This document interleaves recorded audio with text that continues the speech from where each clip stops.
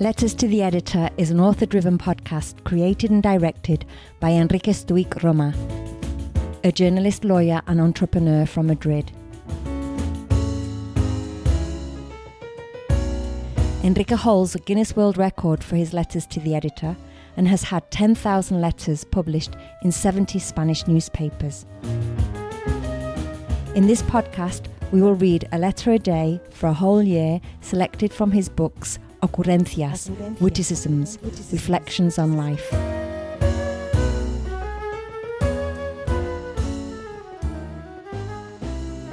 The title of today's letter is Freedom, Divine Treasure.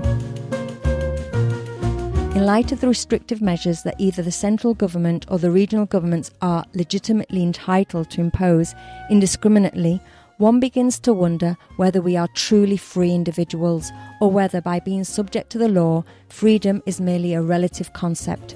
Judging by what we've seen in recent times, our liberty seems easily manipulated and reinterpreted according to shifting political or scientific criteria, particularly when used to restrict or limit it. Freedom is, by its very nature, the opposite of slavery, and in democratic systems it is considered a fundamental right of the highest order, one that guarantees people the ability to determine their own lives.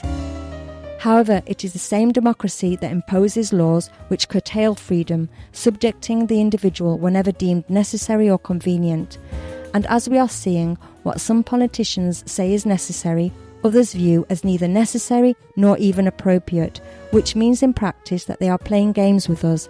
They are manipulating a liberty we believed sacred, degrading it under the cover of their laws, political laws that often have little to do with natural law, under which we are all in essence born free, but only in essence, because whenever it becomes necessary or convenient, they take that freedom from us. Freedom, divine treasure, you slip away, never to return, and when I wish to cry, I do not. If Rubén Darío were to rise from his grave, he may well think I've butchered his poem, but I couldn't think of a better way to poetically say that they must stop toying with our freedom. It should be sacred. It makes me cry unintentionally out of sheer helplessness in the face of rulers who bend the law to their will and manipulate freedom with impunity. Our sacred and unforsakable freedom. This letter was published in 3 newspapers in October 2020.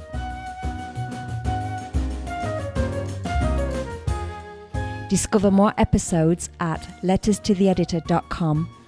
And remember to subscribe and rate the podcast on your favourite platform.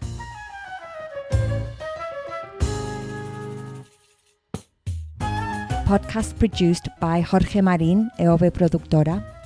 Letters translated by Ana Marchena. Branding and visual identity by Samuel Ferrer, Quinton Brands. Editing by Margot Martin.